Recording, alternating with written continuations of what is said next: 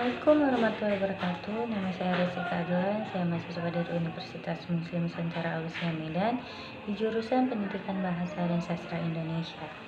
Di sini saya akan membacakan tentang tugas yang telah diberikan oleh dosen pengampu,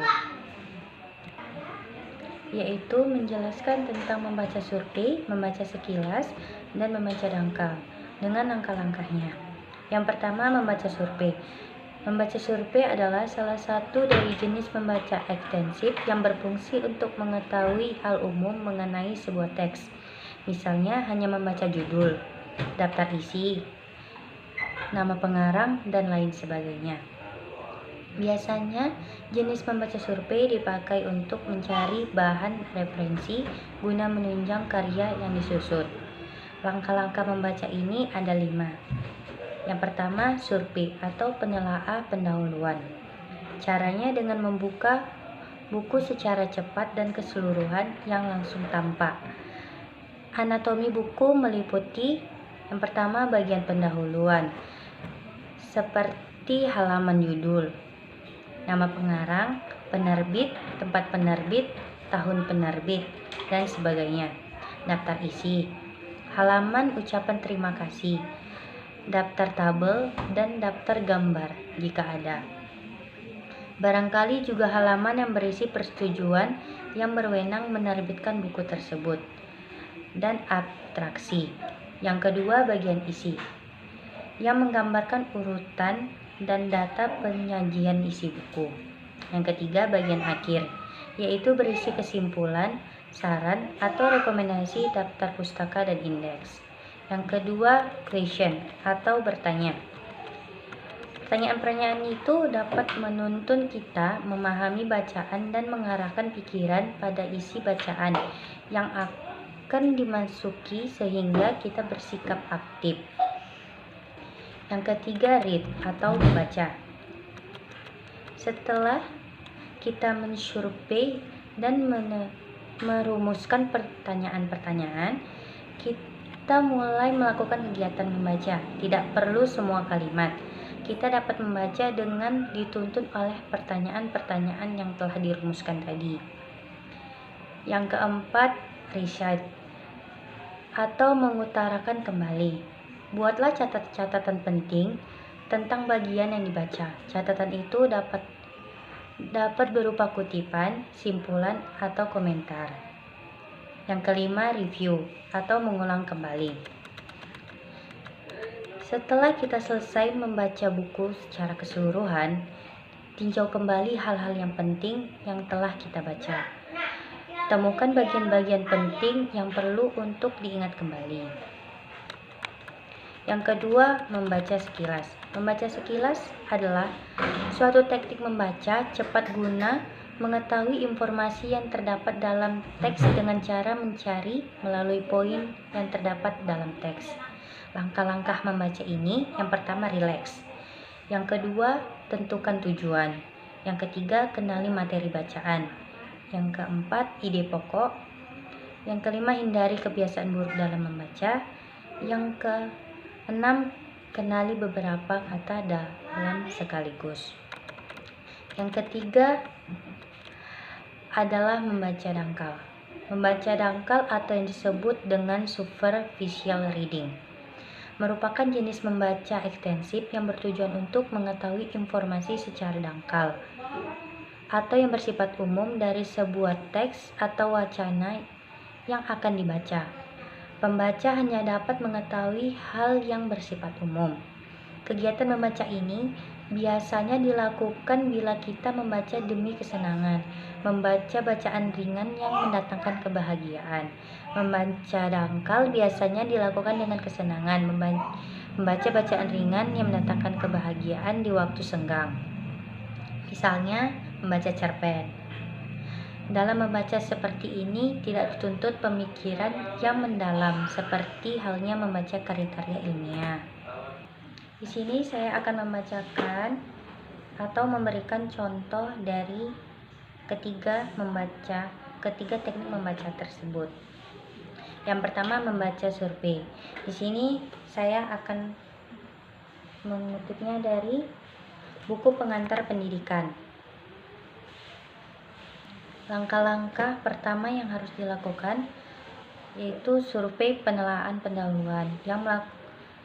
Dengan melakukan cara ini, kita dapat mengetahui apa saja yang terdapat dalam buku ini, mulai dari pendahuluan hingga bagian penutup seperti judul buku. Ini judul bukunya Pengantar Pendidikan.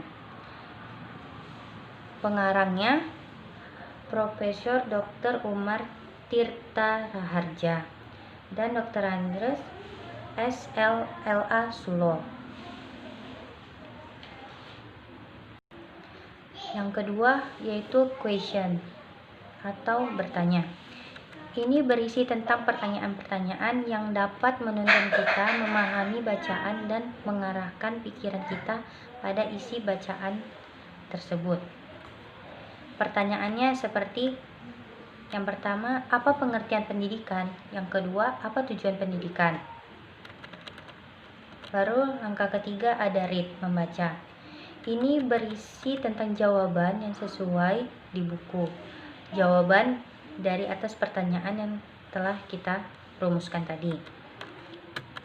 Seperti pertanyaan tadi, yang pertama, apa pengertian pendidikan? Jadi di read ini adalah jawabannya. Jawaban dari pertanyaan pengertian pendidikan. Jadi pengertian pendidikan adalah pembelajaran pengetahuan, keterampilan, dan kebiasaan sekelompok orang yang diturunkan dari suatu generasi ke generasi berikutnya melalui pengajaran, pelatihan, atau penelitian pendidikan. Sering terjadi di bawah bimbingan orang lain, tetapi juga memungkinkan secara otodidak. Pertanyaan kedua, apa tujuan pendidikan? Jawabannya, tujuan pendidikan memuat gambaran tentang nilai-nilai yang baik, luhur, pantas, benar, dan indah untuk kehidupan. Karena itu, tujuan pendidikan memiliki dua fungsi, yaitu memberikan arah kepada segenap kegiatan pendidikan dan merupakan suatu yang ingin dicapai. Langkah keempat ada mengutarakan kembali. Ini berisi tentang jawaban yang menggunakan kata-kata sendiri. Pertanyaan pertama, apa pengertian pendidikan? Dan jawabannya, pendidikan adalah proses pengubahan sikap dan tata laku seseorang atau kelompok dalam usaha mendewasakan manusia melalui upaya pengajaran pelatihan. Soal yang kedua, apa tujuan pendidikan? Tujuan pendidikan adalah untuk mencerdaskan kehidupan bangsa yang awalnya tidak tahu agar menjadi tahu. Yang kelima ada review atau mengulang kembali.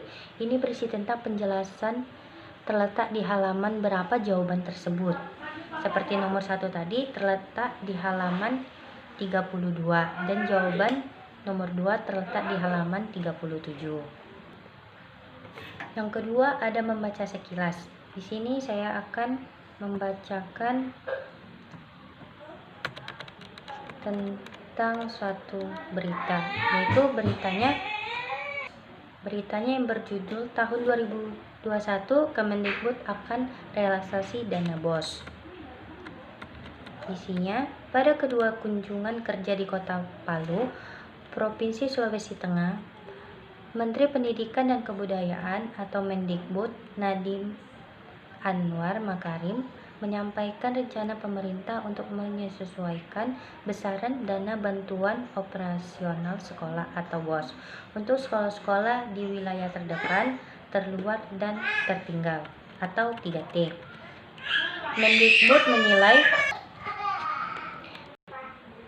Mendikbud menilai kebijakan ini sebagai upaya pemerintah menjangkau dan meningkatkan kualitas pendidikan di wilayah 3T agar mampu mengejar ketertinggalan dari sekolah-sekolah di kawasan perkotaan.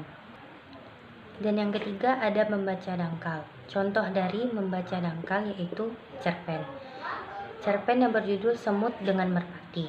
Pada suatu hari yang panas, semut mencari air untuk diminum. Setelah berjalan ke sana kemari, ia menjumpai sebuah kolam. Untuk masuk ke dalam kolam itu, ia memanjat rumput. Ketika memanjat rumput, ia tergelincir lalu terjatuh ke dalam kolam. Semut ditolong oleh merpati yang sedang duduk di atas pokok di tepi tasik itu. Merpati menggigit sehelai daun lalu menjatuhkannya dekat semut yang sedang terkapai-kapai itu. Semut bergerak ke arah daun lalu memanjat daun itu. Akhirnya daun hanyut di tebing kolam. Semut itu naik ke tebing kolam lalu berjalan ke pangkal pokok. Pada ketika itu, seorang pemburu burung hendak melemparkan jeratan ke arah merpati. Ia menggigit kaki penjerat burung. Penjerat berasa kesakit, lalu melepas jeratannya. Merpati terbang dari situ untuk menyelamatkan dirinya. Dan inilah yang dapat saya sampaikan. Kurang lebihnya mohon maaf jika ada kesalahan kata-kata yang saya ucapkan. Dan saya akhiri dengan wabillahi taufiq wal hidayah. Wassalamualaikum warahmatullahi wabarakatuh.